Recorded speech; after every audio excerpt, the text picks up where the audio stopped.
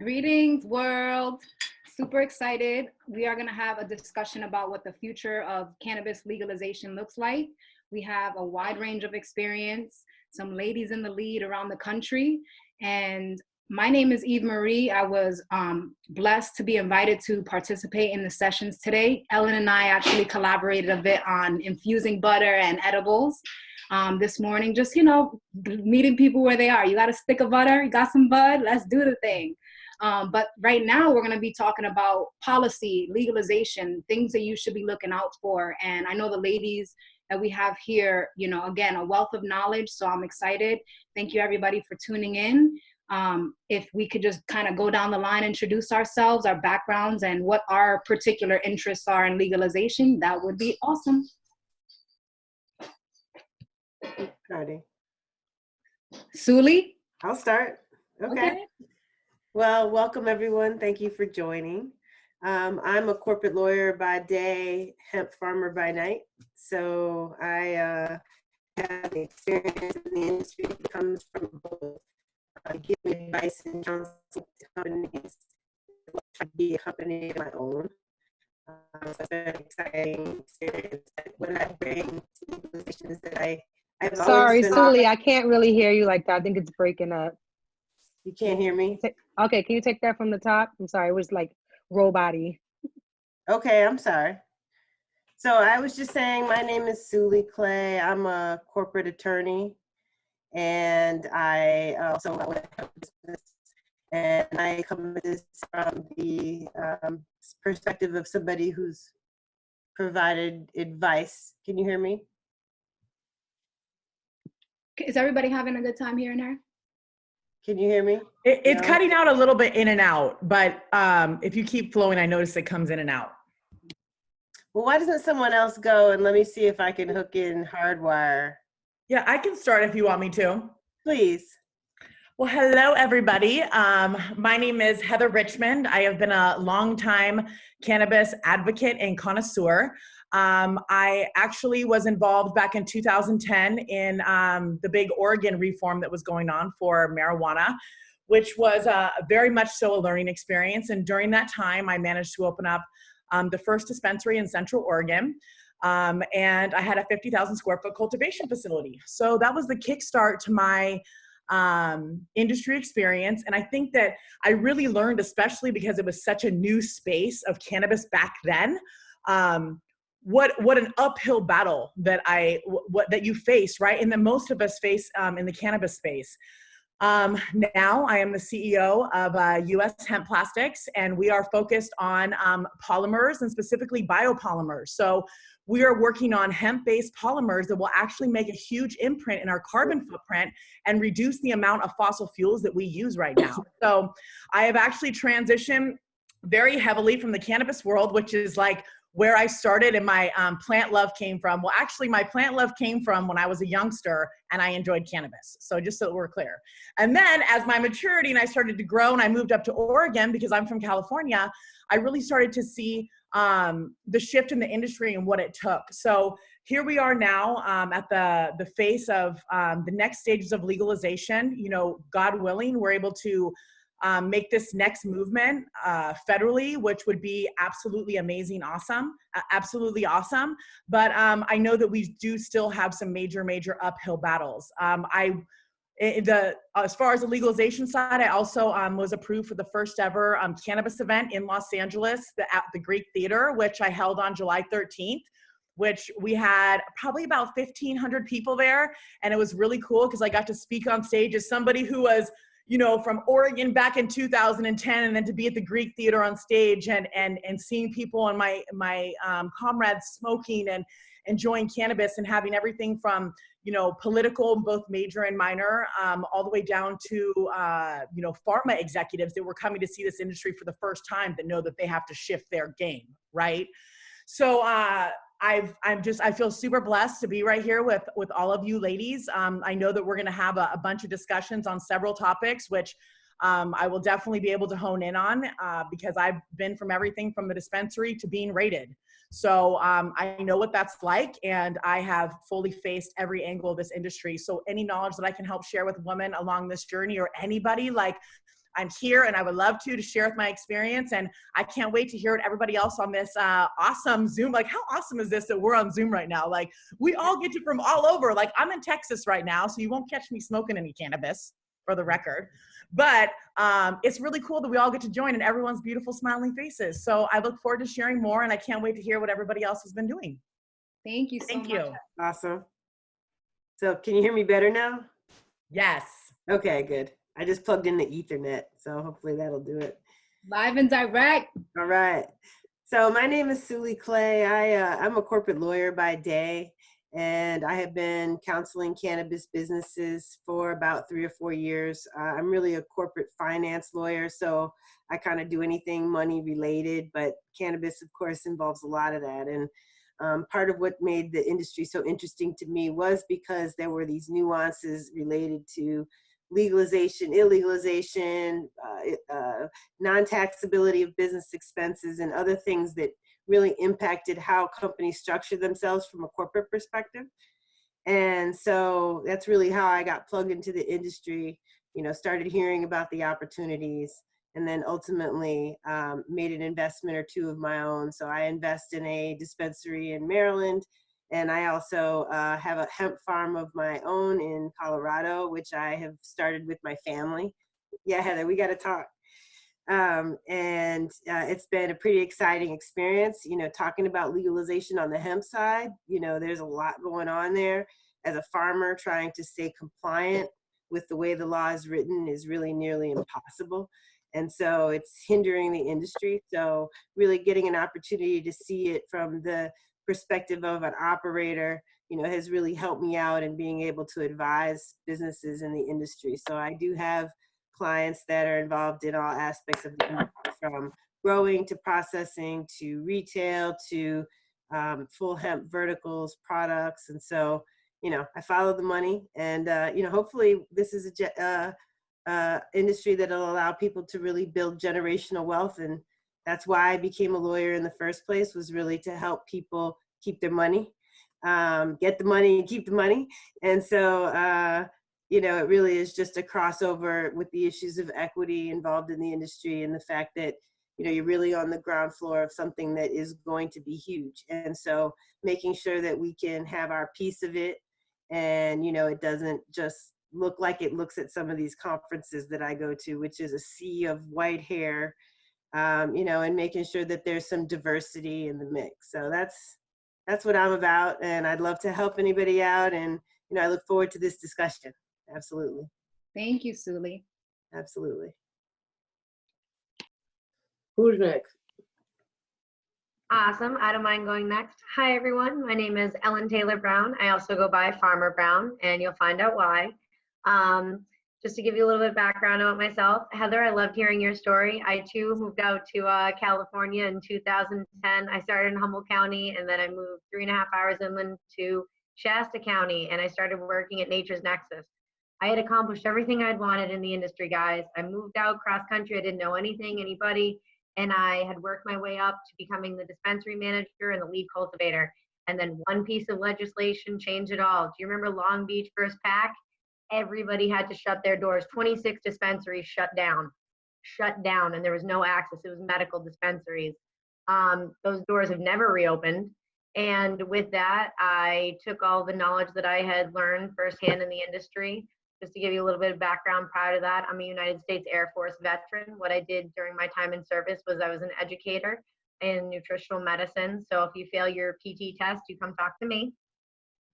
So from being an educator to being a farmer, I kind of married those two skill sets together, and so became Sensimia seminars, and I've been teaching seminars around the country ever since. And in the last 2 years, I actually started farming up in Canada, and I'm working with 2 farms that we've gotten our Health Canada approval for farming hemp.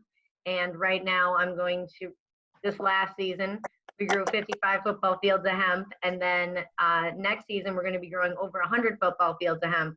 And these are 2 family farms. So I think farmers are important, are always like on the top of my list. Veterans are always on the top of my list, and how to make sure that this industry is equitable and fair for everybody. So just the points that you ladies talked about farming and intergenerational wealth. Like I'm all about it. I'm so thankful to be a part of this conversation.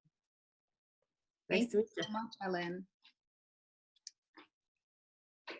Big Mama. Big Mama. Hola, hello everybody. My name is Lori Lucien. I go by Big Mama, so I keep trying to stop myself from calling myself. It won't stop. I'll call myself that a million times. But I grew up in Port-au-Prince, Haiti. I came here when I was 15 years old. That was my senior year of high school, in pursuit of a scholarship, and Big Mama got it. Ended up going to UMass Amherst, and thinking I was going to be a medical doctor because those were the only options as a off the boat Haitian, right? Be a nurse or a doctor. And I was like, Ma, I don't like any of those options. So I went to law school and became a corporate healthcare attorney. And I was practicing mergers and acquisitions. And judging by the hat, you can tell that I'm not a corporate person. So that did not last.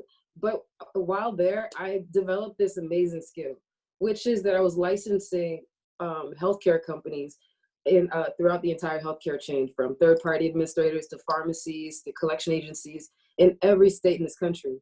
So when I thought that I was good enough at licensing, and the state had opened an opportunity for me to move into the space, I decided to go and start a company, but only after I had started a company with my partners in California called Albert Einstein's, the Smart Weed. And with that experience, we developed Greenlight Business Solutions, which is designed to help people who would otherwise not have access to the level of technical support that we provide. So when I was in Holland and Knight and I wanted to get into the medical space, someone asked me $10,000 a month to be my consultant. When I asked them what their qualifications were, they gave me a blank face. And so I knew that the biggest targets of these people would be the least educated. So I decided to just start Greenlight Business Solutions as I myself pursued my licenses.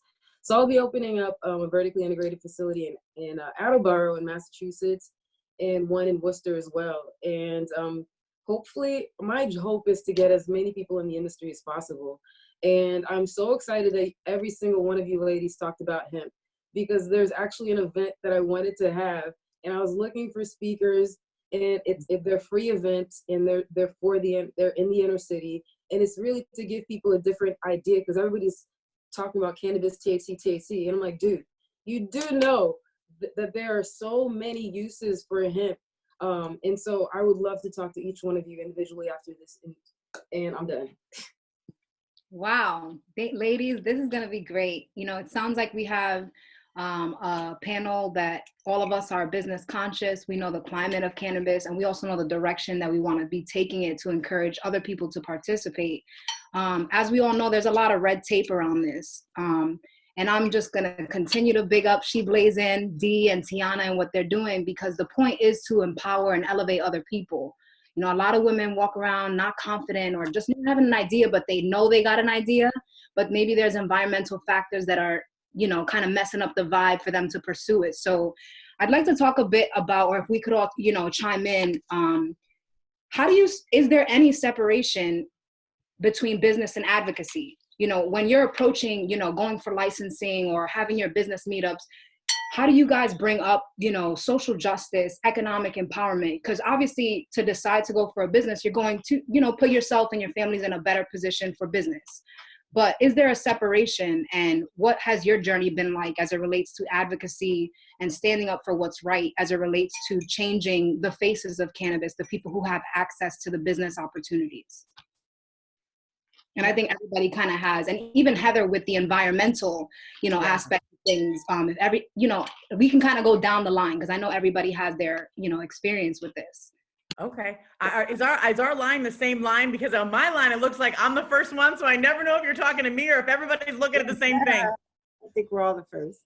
Oh, awesome. Well, I'll jump in really quick, just a little bit about my story and how that's related. You know, I really realized that I had to do advocacy because I was so new at the industry. I had to advocate, right, to be able to get the dispensaries. And I had to go to the chief of the police and work with all of those entities in between.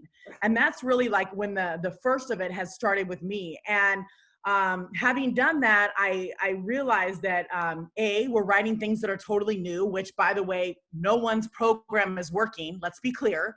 There's not one state that has literally gotten a program that has gotten it down, which we have all these amazingly brilliant people, and we can't figure out something as simple as charging the appropriate taxes so that the consumers don't have to pay for it, correct? Versus all of us getting marked up 40 and 50%. So I started seeing a lot of things in the advocacy side of it that we really do, even now more so than ever, need to advocate, especially for not just patients, but also a lot of the recreational people. Well, as I started to see this unfold, I started to work as well overseas. And I went and got licenses to cultivate and manufacture and distribute products in Europe, in Africa, as well as in Central America. And in each one of these things, the advocacy became a really big thing. And in order to have a business in this space that's so new, you have to advocate. You got to advocate. You got to advocate for all the people, that are going to be coming after, because it's our voices that are going to make a difference right now, because we're the ones that they're looking to set up this entire new industry that is like just now coming, right? Like we're barely hitting the surface. I mean, we're looking to these states right now for this, but I'm glad that now there's more of a social justice. I'm a Native American female. I'm from the Potawatomi tribe. I know I look like I got blonde hair, blue eyes. I'm a mix, as most of us, I think, are, from especially the United States, of just backgrounds from around the world.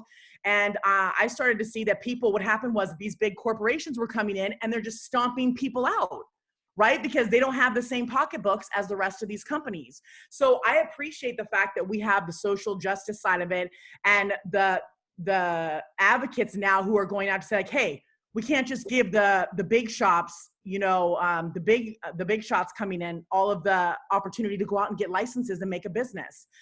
So from my experience, like, listen, I've been trash talked to. I was raided and had 17 federal agents bust down my door with a legal license. I had a license on my door in a detached garage in California, folks, in San Diego, that said I was legally allowed to grow. A federal raid. A federal raid bust down my door, 17 agents, as I'm cooking my children breakfast. Okay? You can imagine, right? The feeling that I have as a mother of 3 children, and to see SWAT around, all federal agents around my house. And I'm like, this wasn't even Oregon where I was growing big weed. I mean, I was under 11 plants, and you busted down my door with helicopters? Come on. So this is the part that I'm extremely passionate about, because I've seen us be just thrown around to pieces. I fought a case for 2 years. They put me in jail on $150,000 bail. You know what song I think about? I think about Police in Helicopter. Oh, yeah.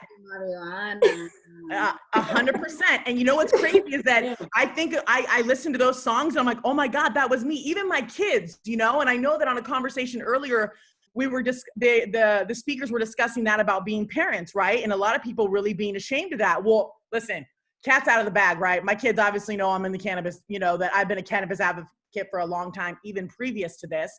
But I've seen it on all ends of it. And it was heartbreaking to have something like that happen to me. And I got out of the space. I was like, hell no.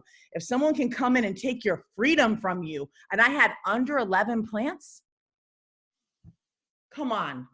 So I wholeheartedly believe in the advocacy for it. And I'm so just honored to be here with all of you women that we're all out there, right? We're all on this Zoom right now, and all the people that have been watching this and participating all day long, because we are advocates. We're out here talking about it right now.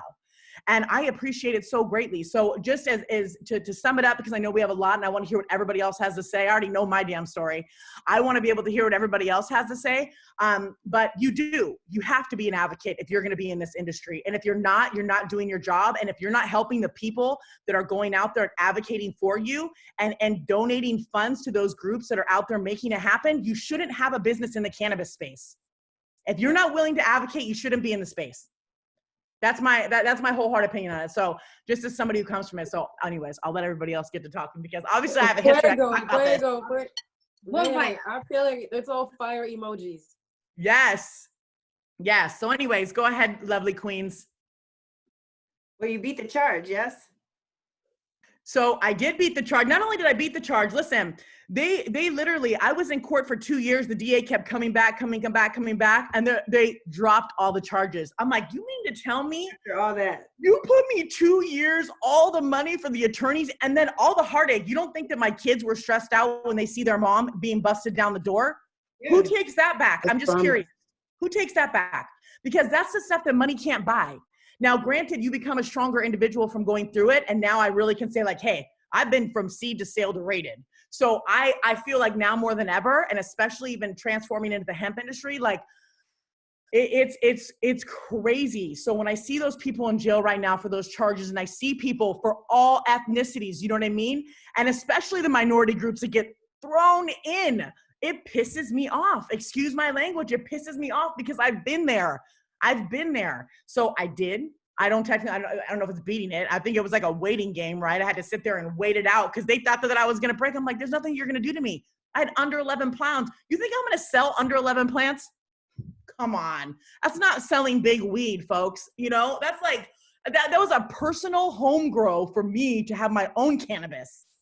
So anyways, I love you guys. And yes, I did. Thank you. Love it. Glad. I mean, advocacy is definitely a huge part of getting licensed, no doubt. You know, the laws do still need changing, and they don't change without advocacy and money, lobbying.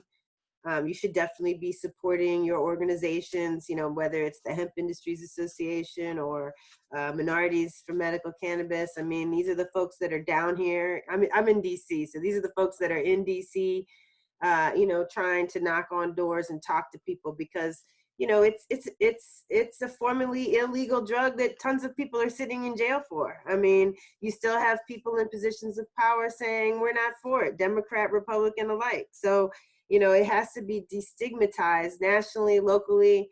And the only way to do that is for people to get in there and tell their story. You know, you have local politicians, like in Chicago, you have these aldermen that have a say-so in zoning. You know, these folks, they're hearing from the churches that this is like the next liquor store and they don't want it on their corner. And so it's essential that we get in front of those people. We bring the folks that are taking chemotherapy and it's helping them with waste, or, you know, the seniors that are using it as an opportunity to soften some of their pain, and people who are using it for reasons that are entirely beneficial, not only to themselves, but to society, not to mention the business opportunity. And so you have communities, a lot of them feeling that they get stigmatized with the liquor stores. They don't want dispensaries. They have never seen a dispensary, but they don't understand that these are jobs, that these are opportunities. The people that are learning how to grow cannabis, that's agricultural science. There's people that are learning how to process it, that's chemistry. I mean, this is STEM. And it's something that the young people are interested in learning how to do. You know, on our farm in Colorado, we have a bunch of young people working for us that don't have opportunity. A lot of them are gang warring in town. I mean, it's crazy out there. Folks are on meth. And, you know, they're coming out here to grow plants and they love it. And some of them we've lost because they've gone back to school for agricultural science. And, you know, that's the best kind of loss there is, because there's a whole industry. And, you know, hemp, you do have opportunity with hemp to come in and say, okay, well, it doesn't get you high, right? So, you know, let's start with that. It's now federally legal, you know, and that's an opportunity, I think, to get your foot in the door in some people's minds, because here's something that's, you know, they're making medicine from it. It clearly has a beneficial non-psychoactive use. Yep. And it helps people just like THC products do. And so, you know, being able to explain that to people in a way where they can hear it, where it's not, you know, completely stigmatized. But even with the farm bill, I mean, they've got the DEA raiding hemp farms and burning them down and whatnot. I mean, why? Because you grew a plant that was, you know, 0.2% too hot. I mean, that can change based on it being a hot summer. You could plant something that's hemp and end up with something that's cannabis by mistake, you know? And so people need to start advocating to change some of these ridiculous laws that we're dealing with. And so, you know, I would say from an advocacy standpoint, and with most businesses, I mean, there's a reason businesses hire lobbyists and spend a lot of money on it. It's a reason the pharmaceutical companies do it. because money talks. And so, you know, sometimes it has to be your big smiling face, and sometimes it has to be your big smiling checkbook, you know, but we've got to be out there, you know, making sure that we're getting our voices heard, because without it, I mean, even with the Farm Bill, they wrote these regs, and then a lot of people wrote in. They said, these regs are ridiculous. Like, you're going to put us out of business. And they did ease up. You know, they dropped the requirement of DEA testing this year. And, you know, hopefully it will get better over time, but it's only because voices spoke up. So I guess that's my 2 cents on that. Really quickly, because the ladies in the lead coming up next, Lori and Ellen, we have a question coming from Grant Smith. He says, I have a social equity question. There's currently a proposal in Massachusetts to verticalize medical cannabis licenses in the coming years to allow individual cultivators, manufacturers, and retailers to apply without operating all 3 licenses under the same roof. Should those new licenses include a 2-year mandated priority period for social equity applicants to make up for the lack of any mandated equity period during the initial launch of the medical program in the Commonwealth? So ladies, all of our ladies could speak to it, but just wanted to specifically bring up something that, you know, is stemming from reading the I'd Commonwealth. like to take that one, because I personally was offended and hurt by the medical regulations. So I started this process while I was still working in a law firm, and the only thing that was available was medical. In order for you to start in Massachusetts, you had to be vertically integrated. So that business model, for it to be effective, you had to raise $10 million. What was the financial banking situation back then? It wasn't as friendly as it is now, correct? And so who did that leave out? Someone like me, who was working for a big firm making a lot of money. So never mind someone without my educational level of access. So I personally was offended by the short-sightedness or the willful ignorance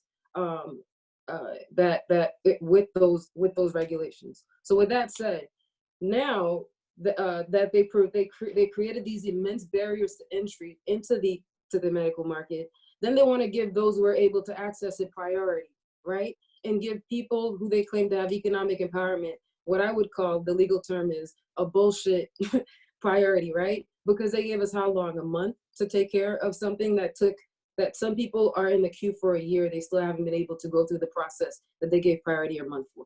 And those who had medical were able to take advantage of it. I'm only giving you this background so that you can see why I'm salty, okay?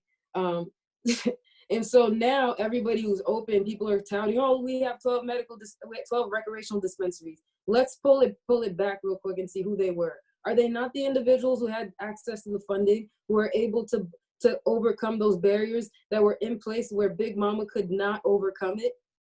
And it's not just Big Mama. The reason I say me is because if I am a corporate attorney with access, those who actually were harmed by the war on drugs, I didn't grow up in America, so I don't even have the same level of trauma as some of the people who walk these streets, and I recognize that. But these people don't have access to it, and that's where I say the other legal term is it's fucked up. Okay, and so now you're asking me, Grant Smith, what do we do about it?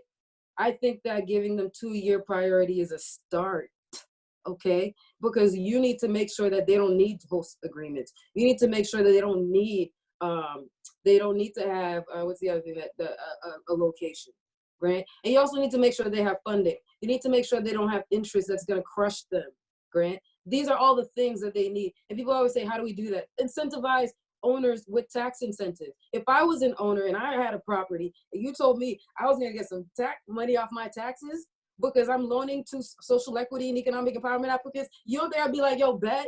But then you wanna say my hands are tied. That's what's the legal term that I told you guys it was? Isn't that fucked up?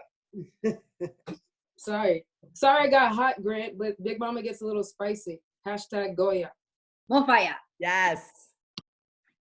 I found when it comes to activism and your business that they need to go hand in hand, and that your business can actually act as a steward in the community to help bridge those gaps. For myself, for being a veteran, I make sure to advocate and talk with the other veterans.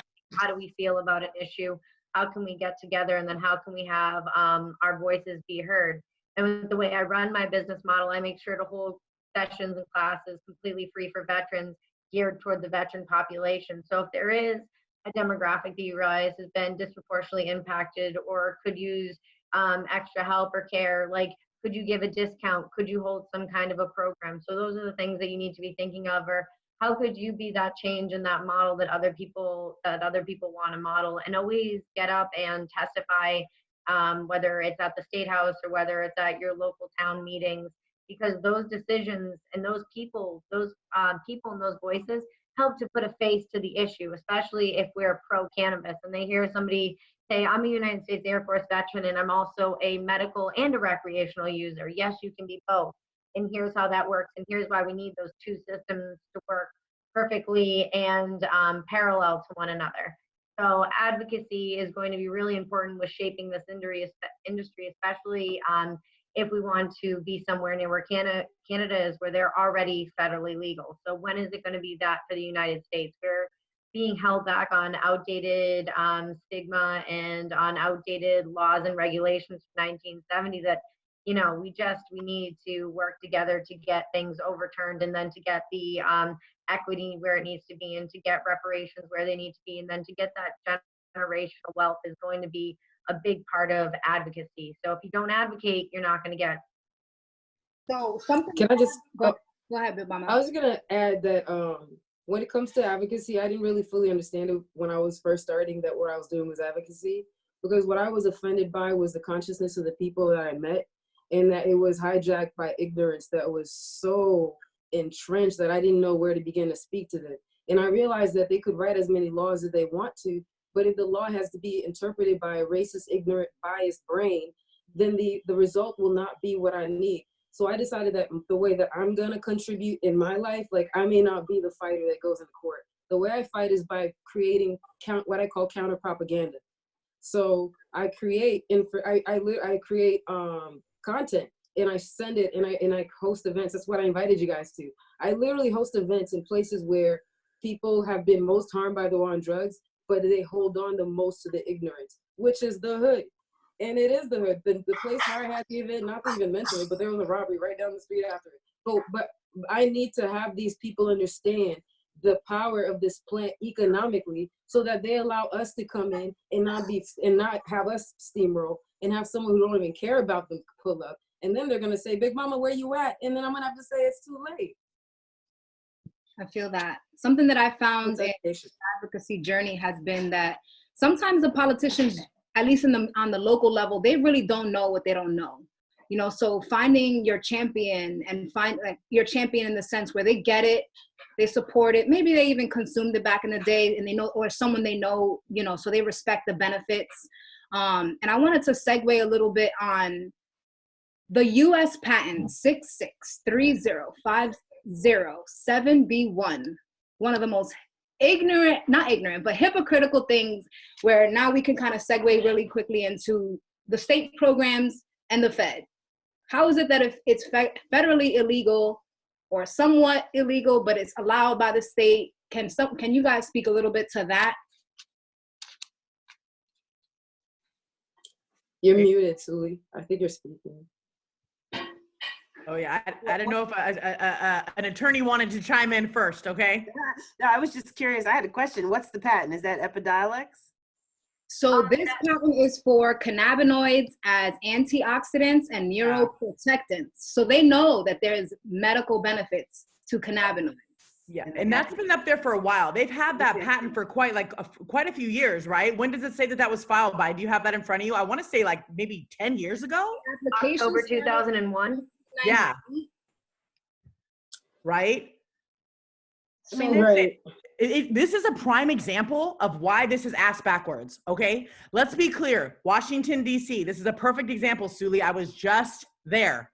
Please tell me how we can smoke marijuana in the capital of the United States of America, and we can't even smoke marijuana other places?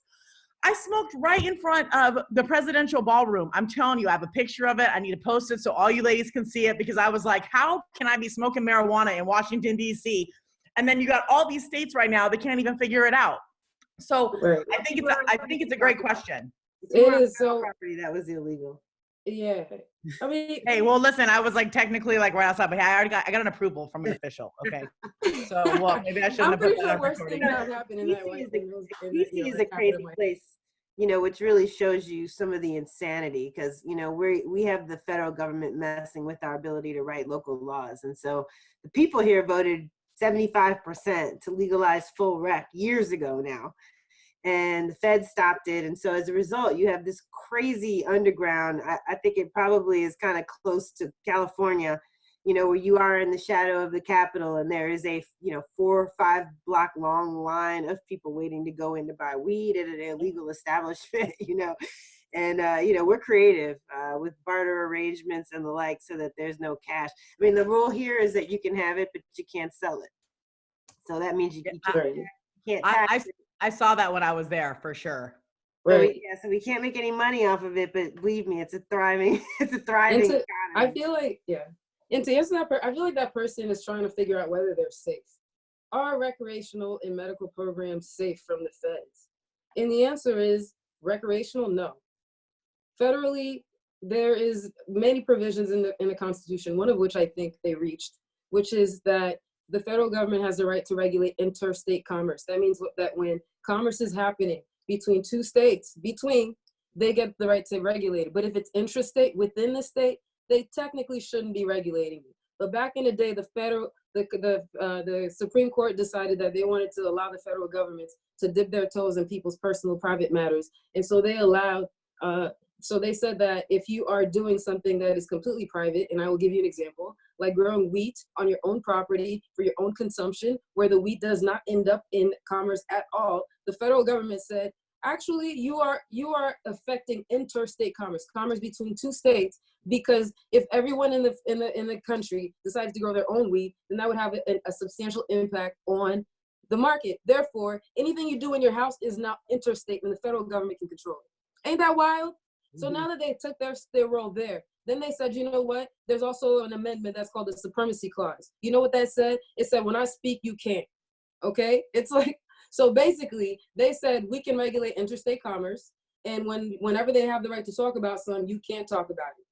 So now you're like, Lori, Big Mama, ain't marijuana illegal? How are they regulating an illegal market? And then that's when I call you and I ask you to pull up to a case that happened in California where this woman was growing medical marijuana under a medical program, and the federal government used that same case that I talked about and said, if he couldn't grow his own weed, you can't grow your own plants. It's interstate, even though it's intrastate, it don't matter. We can regulate it. Therefore, federally, you have no protection. All these state programs at any moment can get wiped out. Medical, however, has a little protection, and I can't pronounce the name of it. I call it the Rah-Rah Baba Baker Amendment. It's an amendment that basically tells the feds they cannot use their funds to enforce marijuana laws against medical programs. So medical programs are a little bit safer for the time being, because every year it's gotta be renewed, okay? So at any time, the president in Congress could be like, I don't wanna renew this. So is we safe? Are we safe? A little bit. No, that train has left the station. Anytime the IRS lets you back up a truck full of cash and unload it to pay your taxes, I mean, they are all about this industry. It's just politically, it's not to their benefit. And, it won't take too long before people push this one over, in the House or in the Senate, both. And I think it will be legal, within the foreseeable future. I mean, Yeah. I think the COVID crisis is going to let people look at. I mean, we went from illegal to essential, overnight, basically. And so I think you're going to see things change. And the tax laws make it impossible. I mean, it's impossible to really make money, honestly. And it's a ridiculous rule.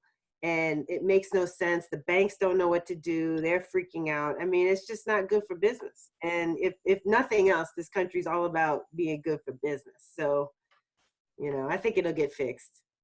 So, Julie, you brought up cash trucks, right? So as it relates to money and money that's going back into the communities that have been harmed, social justice efforts where policies are making sure that people with records have the opportunity to clear that, whether they want to participate in the industry or not. Can we speak a little bit about the advocacy needed? And when people hear legalize it, yeah, Like what questions should they be asking to their legislators as it relates to social justice, money coming back into the community from these new programs generating tax money, that sometimes money goes into general funds, that a lot of legislators, when you walk into a state building, will tell you, if it got to come out of the general fund, we're not trying to talk about it right now. So can you guys speak a little bit to that as it relates to community reinvestment and social justice efforts? Definitely. I have one major thing that I think everybody should talk about, and that is I think it's Justice Byrne grant. Don't quote me on the name of the grant, but it's a federal grant that Justice Departments, state Justice Departments get from the federal government, and they get to choose what they use this money for. And it's a big source of their budget. And they can choose it to enforce laws, to arrest people, or to educate and rehabilitate. Do you know that half that money goes towards law enforcement? So I need people to go and talk about diverting that money to rehabilitation, because that money is being used to lock up our brothers and our sisters and destroying our government, our communities. So that's first and foremost. That money does not have to be used for that. And that's one of the biggest things that people don't realize. So for me, that's what I want to see people advocating for. And with regards to the marijuana businesses themselves, reinvesting into that, I think they need to reinvest in annihilating the stigma. They have to produce content that re-brainwashes people with truth. Because the people have been, it's like you listen to them as it's like robots.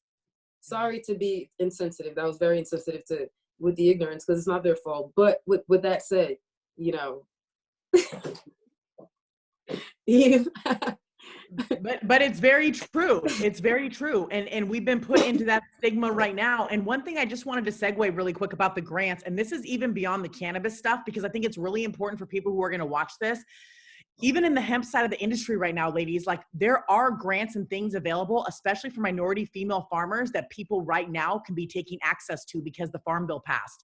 So all of us women that are on here, all of the women and different minorities that are out there, look into it. There are tons and tons of grants right now through the FSA that will literally come out, and you can purchase a farm for $600,000. They'll give you $400,000 in operating. So I would say, like, on the grant stuff, I think it's something that's so overlooked so many times, but like as women, we literally have the ability to go out and do it. I mean, there are a ton of resources available to us. And even if you're not willing to fight in the cannabis game right now, because let me tell you, I was over it too, burnt out. Since 2010, I've been fighting this crap. You know how annoying this has been? Like, and every single time having to deal with this shit, that's why I finally got involved so heavily into the hemp side of the game, because at least on the hemp side of the game with the bill passing, it allowed me to do business. I didn't have the same people breathing down my neck all the time like, hey, was this approved? Was this approved? Oh, by the way, the $1 million you just spent in packaging, you have to actually get brand new packaging because we decided to change 2 things on the buckle that allows it to snap better. I was really, really frustrated with finding that side of it. And that's one of the reasons that I focus really, really heavily on hemp right now, to be able to mitigate that risk, right? In the meanwhile, until everybody figures out what the hell they're doing. You know, like everyone needs to figure out what's going on, and it's going to be leaders like everybody on here and everybody who spoke all day today that's going to take everybody's voice to make that work, because it doesn't make sense how you have federal and you have state. Like, no one knows what the hell they're doing. Like, what? We're the most powerful country in the world. And we hope we're the most powerful country in the world. China's coming in real hot right now. They've been coming in hot. But I'm saying, though, we are such a powerful company. We're the most powerful, why am I missing out on the word, consumers in the world. Nobody has more buying power than we do, right? So with all this buying power we have right now, you mean to tell me we can't figure this out and get cannabis right? What?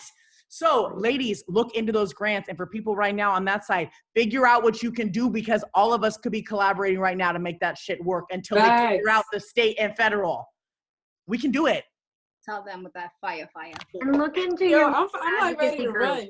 There are advocacy groups specifically working on a lot of the issues that we're talking about. Like, as far as the veterans, I always recommend 22 Too Many. They're out in Washington, Seattle. They're a fantastic one. Here in Massachusetts, we have MRCC, Massachusetts Recreational Consumers Council. We have EON. So there's a bunch of advocacy groups that already exist. So figuring out maybe who is it that has the bullhorn? Who is it that's putting together the petitions? Like right now in the state of Massachusetts, have you signed the petition to get recreational shops to be essential? Some states have it, some states don't. Massachusetts doesn't have it. It's not going to happen until everybody sends Charlie Baker a message and he gets enough requests that it gets on his desk, that it actually makes its way onto the agenda. So the more voices we have, the more change that we can make.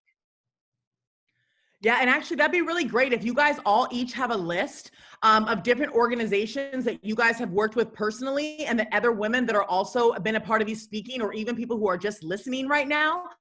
Let's put those lists up of different organizations in each one of these states so that we know who to contact, and groups that have already been vetted, you know, not just people that are showing up collecting funds on these super PACs that people are starting, you know, like let's really to collaboratively as a group of women. Who are these people? Because I would like to know in some of these states. I have no problem picking up the phone and calling these people and be like, hey, check it out. I will be that woman all day long. So please, let's all share those resources together of people that we know are really, really going out there to make a difference. Because I would like to know, and I'll help. Definitely, you know, and on that note, you know, we are going to be winding down our discussion. You know, I really want to shout out Dee and Tiana and the whole team at She Blaze for creating this platform for us today and beyond, because that's it. There's no going back. That's it. We're going to just keep chopping it up, keep inspiring and elevating, and just, you know, sparking these conversations that can sometimes get uncomfortable when we really dig deep, which, you know, in the next 2 weeks, we're going to definitely dive in a little deeper on this legalization discussion, you know, again, presented by She Blaze. And, you know, before we wrap up and sign off, I'd love if everybody can just kind of repeat your name. If you want to drop a website or just let people know where they can find you. I know that's something that Dee and Tiana are going to actively be sharing with all the participants from today. So there's B2B opportunity, there's B2 community, and just, you know, keep it blazing from here. So my name is Eve Marie. I am super excited again to be supporting Dee and Tiana on this She Blaze venture. I'm the founder of Hi Beautiful, and our mission is primarily about inspiring positivity, and we get to use the cannabis and hemp platform for that. So let's keep it rolling. Thank you. Yes. Well, I am Heather Richmond, and I am the CEO of US Hemp Plastics. You can check us out at ushempplastics.com. And then also my Instagram is I'm with Heather Jane. I am with Heather Jane. And then on Facebook, which I'm sure will all be linked up here, Heather Richmond, and then a couple other companies and stuff like that, but I'm working with, but those are my my core focuses right now. So please hit me up if you have questions. Like, I am here. I'm like, my whole motto is like collaborate and don't hate. True. Collaborate and don't hate, because we should all be collaborating. We are women and we can go kick ass. Unity consciousness, bro. It's all about oneness. Absolutely. We'll kick it off, Lori. You're on there. Oh, yeah. So my name is Lori. I know I keep saying, I call myself Big Mama. I am the CEO of Major Bloom, which is a vertically integrated facility here in Massachusetts. I am a managing partner of Greenlight Business Solutions, where we help people navigate every aspect of the marijuana licensing process in Massachusetts. I am a managing partner of 67 Degrees Brewing, which is a craft marijuana brewing company in Franklin, Massachusetts. We deliver. And so if I am legally great on all my social media platforms. So that is LEGALLYGREAT, legally great. That is because I'm trying to certify everybody else's greatness, because I feel like there's an epidemic of low self-esteem and low self-worth. And that is why I actually started Legally Great Incorporated, which is a nonprofit organization designed to elevate the consciousness of humanity so that people can know their worth and take action from that, and no longer have to feel the burden of carrying a false sense of who they have to be, and they can just be themselves. So follow me on Legally Great. There's a podcast there's also a Legally Great podcast. So More fire. More fire. Bow, bow, bow, bow, bow. I love it. I'm Ellen Taylor Brown. I'm the founder of Sensimia Seminars. We're located on Cape Cod, Massachusetts. I'm always happy to help and collaborate. You can find me on Instagram at Ellen_Farmer Brown, and all Sensimia Seminars. Being a small business, you know, I'm the person that you're going to communicate with on all the different social media platforms, and I'm looking forward to connecting and growing. I see what you did there, Elle. And I guess I'm last. I'm Sulie Clay. In my day job, I'm a partner at a law firm by the name of McKinnon, Shelton and Henn out of Baltimore. And in my rest of my time, other 8 hours, I'm CEO of Burnt Meadow Hemp out of Colorado. And so you can find us at Burnt Meadow Hemp on Instagram. And, I just want to say it's a pleasure. I really enjoyed this conversation. Thank you for inviting me. And, I look forward to everybody getting their piece of the pie. So. Thank you to everybody participating. Thank you for everybody that tuned in. Please visit us to, continue to tune in at sheblazin.com. And on that note, wait for Thank you it. so much. Have a good night, everybody. Bye. Thank you so much, ladies.